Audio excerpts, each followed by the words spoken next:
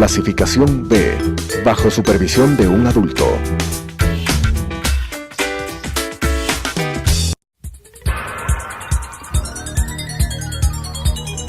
Las opiniones vertidas en este espacio por la producción y dirección del programa son de exclusiva responsabilidad de sus autores y de quienes intervienen en ellos.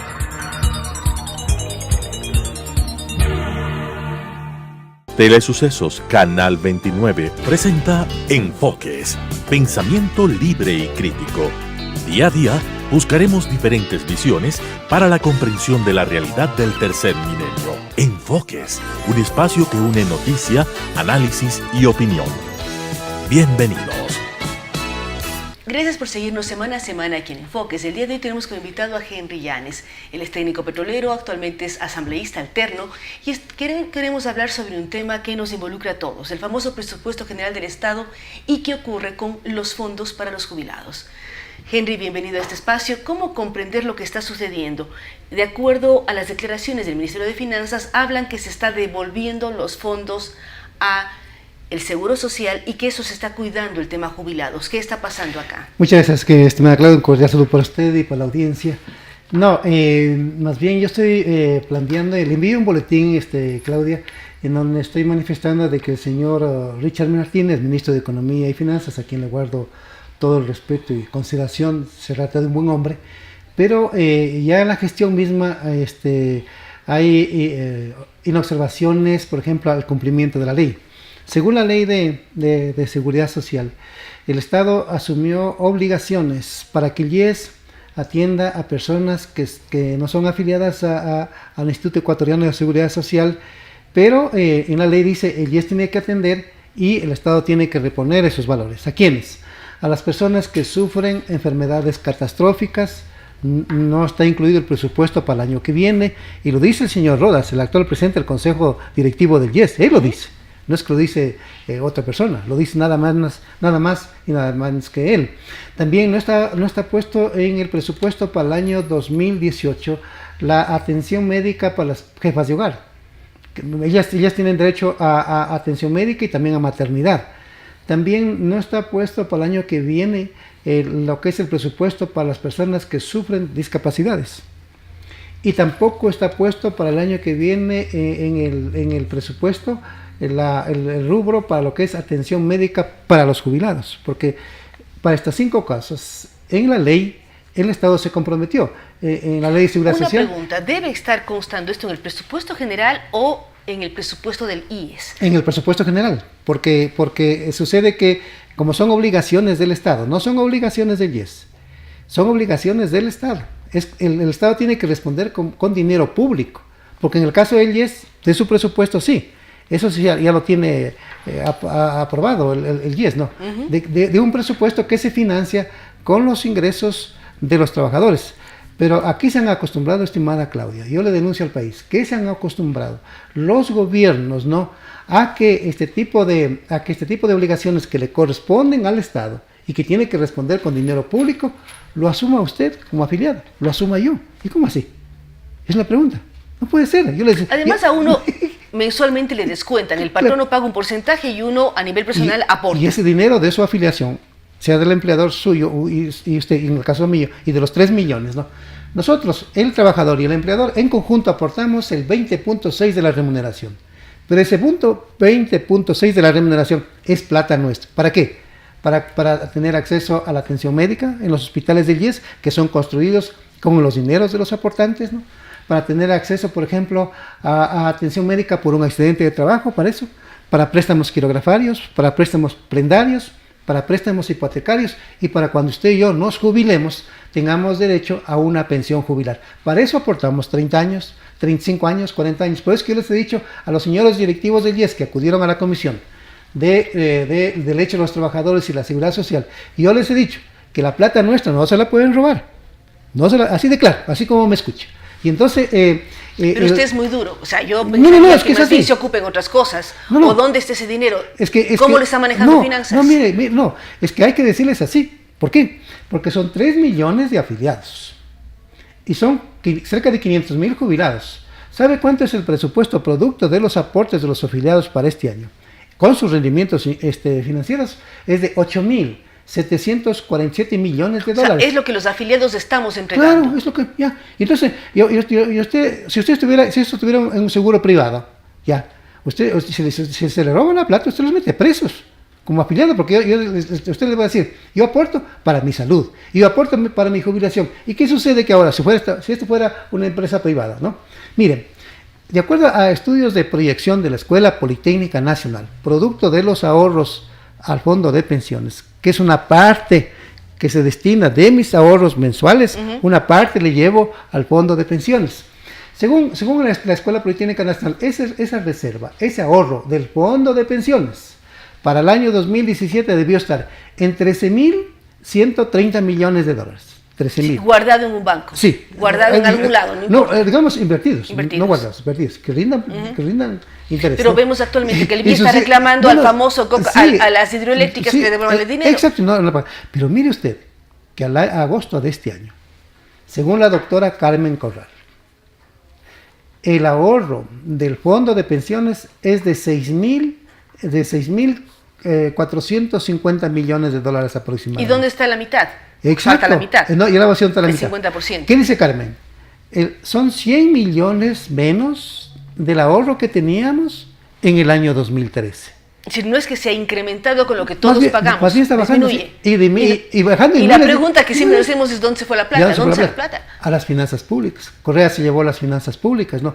¿Cómo se llevó? No pagando las atenciones médicas que por obligación el Estado tiene que pagar.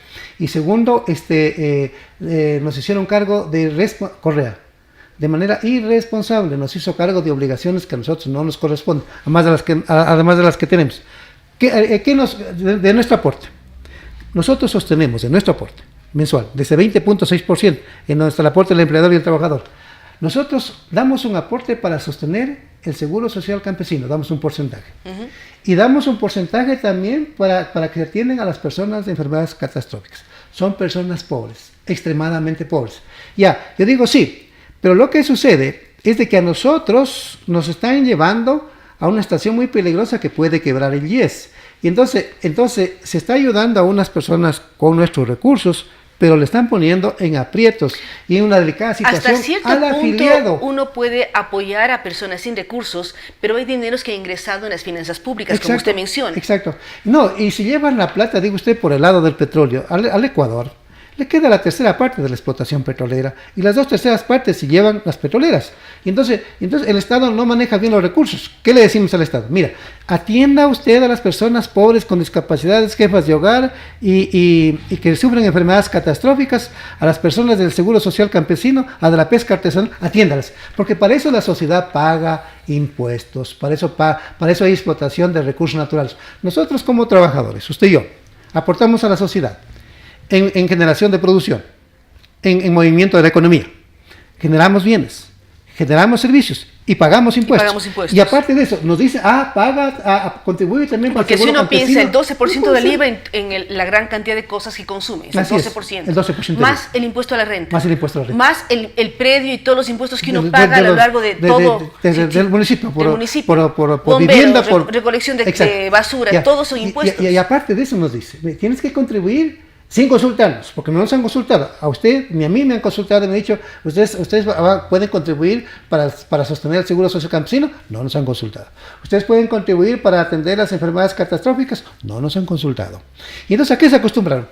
Los gobiernos, determinados gobiernos, no todos, se han acostumbrado a ellos a hacer ofrecimientos en campaña electoral con plata ajena, con plata que no les pertenece, para fomentar supuestamente, entre comillas, el apoyo a políticas sociales. Pero al final, cuando al Estado se trata de que dé la plata para sostener esas políticas sociales, sucede que no la da. Y dicen, no, Claudia Arteaga, Henry Llanes y los 3 millones de afiliados de este país son los que tienen que sostener eso. ¿Cómo así?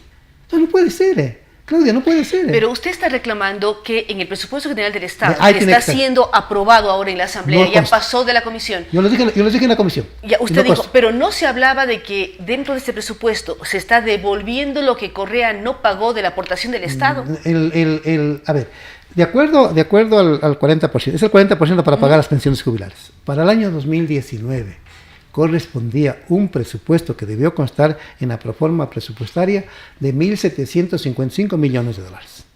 Para pagar el 40%. Para el 2018. 19. 19. Para el 2019. Ya. Por disposición de la ley, porque la ley ya nuevamente va a recuperar su vigencia a partir del 2019. ¿Sabe cuánto le están dando? 1.240 millones. Ahí nos quedan 500 millones sueltos. ¿Y cómo así? O sea, el señor ministro no está cumpliendo la ley. Él no está cumpliendo. Y luego, el señor Wilson Manolo Rodas, presidente del Consejo Directivo del IES, conjuntamente con el director general, el economista Ruales, ellos dicen, nosotros le pedimos al ministerio que nos entregue 2.456 millones de dólares. 2.456 millones. Esto pide el director del IES. Sí, el IES. Que eso le corresponde al Estado poner del dinero público en el IES para que el IES atienda lo que está en ley. Entonces, eso es lo que le pedimos, donde tenían que estar los 1.750 millones de dólares por concepto del 40% para pagar pensiones jubilares. Tenían que estar allí 477 millones de dólares para lo que es atención médica. Tenían que estar allí aproximadamente 233 millones para lo que es el seguro campesino y otras obligaciones. ¿Qué dice el señor Rodas? Está en los medios de comunicación y lo dijo en la comisión, en las dos comisiones. ¿Qué dice? No, solo está en 1.240. Y la señora Eva García, que usted la invita, ella muy suelta de huesos, con respeto, que es una dama que yo le debo a ella, dice muy bien, dice, no nos han dado la diferencia, que son más o menos de como alrededor de 1.000, vendrían a ser como de 1.500, 1.600 millones, una cosa así, o un poquito menos. No, dice, le vamos a tomar del fondo de reserva.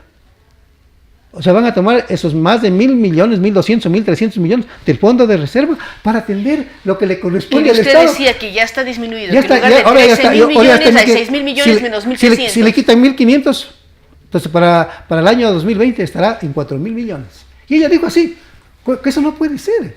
Ahora, estos saldos pendientes del Estado frente al IES, ¿se van guardando en una especie de deuda del Estado al IES o qué ocurre con esto? Tiene que ser así. Mire, querida Claudia, yo estoy empeñado en defender los recursos de los afiliados, porque yo soy afiliado. Yo estoy empeñado en defender los recursos de los jubilados, porque yo voy a ser jubilado. Y es garantizar para que de aquí las generaciones que vamos a irnos jubilando. Exacto. Es en justicia que el Estado debe reconocer lo que ahorramos cuando estábamos afiliados. ¿Por qué, Claudia?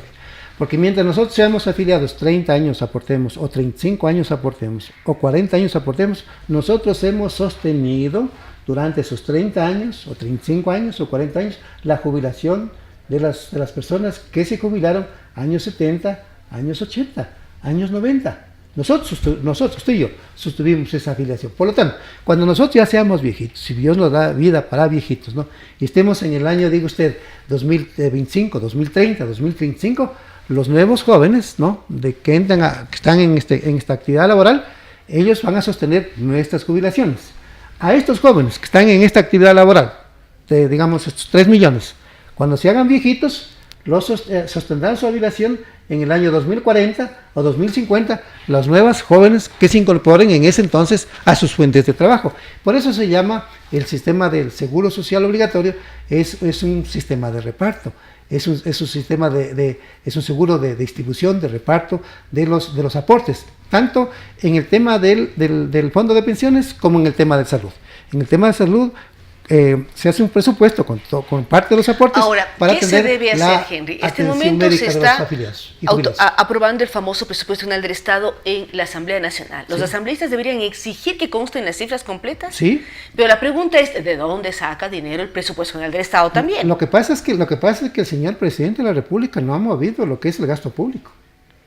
Tiene 9.000 millones allí que está presupuestado, que son los mismos 9.000 millones que se dieron al gobierno de Correa, en los últimos años, perdón. Entonces, tienen ese mismo presupuesto. Entonces, ¿qué quiere decir? Que el gobierno no ha hecho modificaciones en el presupuesto. Pero hay dos cosas de fondo, Claudio. Yo trabajé 25 años en el sector petrolero. Y si algo se ha venido manejando mal en esta república, es el petróleo. Desde que terminamos el contrato con Texaco, desde allí. ¿Por qué? Estamos hablando de la década de los años 80. Sí, desde el año 1993 en adelante, hasta el día de hoy. ¿Por qué? En la Amazonía se empezó a explotar crudo pesado desde el año 1991, ¿ya? Y entonces, ¿qué se debió hacer? Construir un oleoducto y una refinería para procesar crudos pesados. ¿Qué hicieron los señores? Así de la manera más fácil, ¿no? Optaron por mezclar todos los crudos y le bajaron la calidad del crudo liviano. Pero ahora sí ahí perdemos miles de millones de dólares. pesados y oleoducto el SOTE. Y no separan los crudos. Y no tenemos una refinería para procesar crudos pesados. Entonces, el gran daño material y social del Ecuador está en el mal manejo de la política petrolera. ¿Qué les dije a la comisión? Donde está el señor Albornoz, donde estuvieron los señores subsecretarios? ¿Qué habría que hacer en este año 2019? Cambiar la política petrolera. Y yo les puedo ayudar. Yo dejé presentando un proyecto en la Asamblea Nacional en mayo del año 2017. Estos señores del gobierno que no saben dónde están parados, estos de la Asamblea, devolvieron el proyecto, pero lo podemos volver a presentar, para que en el Ecuador haya un solo contrato para explorar y explotar hidrocarburos, que podría ser el de asociación, para que haya una eso nos tomará tiempo. Mientras tanto, ¿cómo presentar el nuevo presupuesto? Y la pregunta del millón que estamos en estos días aprobando. Yo creo que el señor ministro va a tener que hacer ajustes, si no, no le van a aprobar, porque el precio del petróleo tampoco va a estar en cerca de $59. El precio del petróleo bajó en estos días y no se sabe cómo va a ser el próximo año. Pero es exagerado ponerlo sobre 50. Yo creo que el precio del petróleo debería estar en $50, que es más optimista, más confiable, y no ponerle 51, porque ella se desajusta. Porque cada dólar que usted ponga que disminuya en la exportación del crudo significa 150 millones menos de dólares o 160, depende del volumen de exportación anual. Si son $2, ya multiplica y así puede ir en esa escalada, ¿no?, de caída de los ingresos petroleros. Y entonces, ¿qué hay que hacer? ¿Usted recomendaría a la comisión que está analizando el presupuesto que devuelva al ministerio para que lo revise nuevamente? Exacto. Como ya pasó el informe al Pleno, es el Pleno que le debería devolver y debería emitir una resolución a efectos de que hacer todos los ajustes, a efectos de que se ajuste el cronograma, el señor ministro, y vuelva a rehacer los ingresos y los egresos. ¿Por qué? Porque el presupuesto tiene observaciones y por personas especializadas, nada más y nada menos por el economista Carrera, Jaime Carrera, del Observatorio Fiscal. Dice, coinciden los ingresos permanentes, no coinciden con los gastos permanentes. En los gastos permanentes se han puesto ingresos que no tienen el carácter de gastos permanentes. Ejemplo, concesiones. Esas no son permanentes, esas son no permanentes, ¿no? Y luego y además pueden darse como no, porque son temas que van a entrar es un proyecto para que inversionistas privados ingresen a ser parte de empresas públicas. Y si no quieren, no hay los ingresos, ¿no? Y sucede que en los ingresos permanentes hay un rubro de inversiones, y sucede que en las inversiones ha puesto ítems de que no corresponden a inversiones. Ejemplo, consultorías, asesorías, una serie de cosas. Y retomando el tema del seguro, ¿qué es lo que usted pediría que conste en el presupuesto general de este año? Lo que está en la ley. Deben estar ahí los $2.456 millones que tiene que, por obligación legal, el Estado poner esa plata en el IES. Porque no es justo que le sigan sacando la plata del IES. No es justo que los hagan pagar a los afiliados políticas sociales que no les corresponde, o prestaciones sociales que no les corresponde, ¿ya? Entonces, yo lo que pido es eso. Solucionamos eso, porque caso contrario, yo le dije en las dos comisiones, caso contrario, el señor ministro de Economía y Finanzas, don Richard Martínez, hombre de buena actitud, hombre respetable, pero él puede ser objeto de juicio político por no cumplir las disposiciones de ley. Yo lo digo así de claro. Es más, yo les dije en la comisión, si esto se mantiene, yo mismo tendré que entonces hacer las gestiones en la Asamblea Nacional, darles argumentación a los legisladores para que impulsen ese juicio político. Es decir, debe constar en el presupuesto lo que la ley dice que debe constar. O sea, no hay dónde más. No le estamos diciendo que regale plata al IES, no. O que le done, o que le conste. No. Cumpla lo que dice la ley. Y entonces el señor Richard Martínez también comete un error, porque es un hombre joven. La política es cuestión de formación, de estudio, no de griterío, no de lo que hacen algunos individuos irresponsables en las tarimas, ¿no? Seduciendo a la gente de manera irresponsable, no. La política es estudio, es investigación, tiene un carácter científico la política, ¿no? Y sucede que el señor Richard Martínez... Y el Ministerio de Economía y Finanzas es un ministerio técnico, no debería ser político. Pero el señor Richard Martínez dice, yo tengo observaciones al informe de auditoría de la Contraloría. Primera vez que escucho en la historia del Ecuador que un examen de auditoría hecho sobre documentos, sobre datos. Porque yo no creo que la Contraloría se haya inventado. Mira lo que es poner en duda un examen especial de auditoría de la Contraloría. Uno se le puede observar al examen de auditoría de la Contraloría cuando está en borrador. Ahí se lo puede también hasta decir archívelo, ¿no? Pero ya cuando está emitido en forma definitiva, no. No, porque es ponerle en duda todo el trabajo de ellos. Y lo que está diciendo el señor Richard Martínez, todos deberían decir en este país, yo no respeto el examen especial de auditoría de la Contraloría, yo tengo mis observaciones para el examen especial de auditoría de la Contraloría, todos deberían decir así. También deberían decir, entonces, respecto de esta mala construcción de Coca-Cola Sinclair, que hay un perjuicio de miles de millones ahí. Y lo gravísimo es si el país se queda sin energía, o sea, al margen de todos los miles de millones que así es. Hay dudas de su uso. Señor economista Richard Martínez, con el respeto que le debo yo a usted, no puede poner en duda el examen especial de la Contraloría. Usted tiene que pagar. Yo estoy de acuerdo con usted de que no pueden. El Estado no tiene, digo usted, 3.100 millones de dólares ahorita para pagar por el tema de la atención médica a personas que no son afiliadas al IES. Eso debe quedar claro. 3.100 millones de dólares le debe el Ministerio de Salud al IES por atención médica a personas que no son afiliadas al IES. Y entonces el señor Martínez, en vez de que diga que yo estoy observándole y que está formando una comisión, esa ha sido la cantaleta de toda una vida. Más bien fíjele un cronograma, pues ya de 5 años, qué sé yo, de 6 años, ya, que le diga al IES, señores del IES, eso sí puede hacer, ¿no? Negociemos, pongámonos de acuerdo, yo les propongo un cronograma de pago. No tengo los 3.100 millones, pero fijemos un cronograma de pago. Es aceptar y reconocer que hay temas pendientes. Queremos agradecer muchísimo al asambleísta Henry Llanes. Con él hemos hablado del tema seguridad social. Él ve con preocupación el presupuesto general del Estado enviado por parte del Ministerio de Finanzas a la Asamblea Nacional en lo que tiene que ver el año 2019. Él dice que hay errores en las asignaciones que el Estado ecuatoriano debe entregar al IES, errores de cálculo, una serie de elementos que hacen, de acuerdo a su criterio, prever que el IES no tendría el financiamiento necesario para ofrecer las prestaciones a las cuales tenemos derechos todos quienes pagamos el 20.6% de nuestro salario mensualmente al IES, entre las aportaciones patronales y las aportaciones patronales, es decir, los que trabajamos y más nuestros jefes. Una serie de elementos que tienen que ser revisados en la Asamblea Nacional. Y él dice también que el presupuesto deberá ser devuelto al Ministerio de Finanzas para que revise una serie de elementos. Habla de las expresiones o las recomendaciones dadas por Jaime Carrera del Observatorio de Políticas Fiscales, pero también una serie de elementos que ellos han detectado al interior de la propia Asamblea. Vamos a mirar qué ocurre en los próximos días. Gracias nuevamente al asambleísta Henry Llanes. Gracias a ustedes que nos siguen semana a semana en Enfoques. Nos vemos la próxima semana. Las opiniones vertidas en este espacio por la producción y dirección del programa son de exclusiva responsabilidad de sus autores y de quienes intervienen en ellos.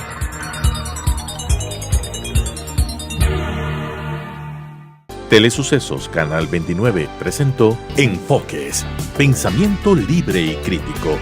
Día a día buscaremos diferentes visiones para la comprensión de la realidad del tercer milenio. Enfoques, un espacio que une noticia, análisis y opinión.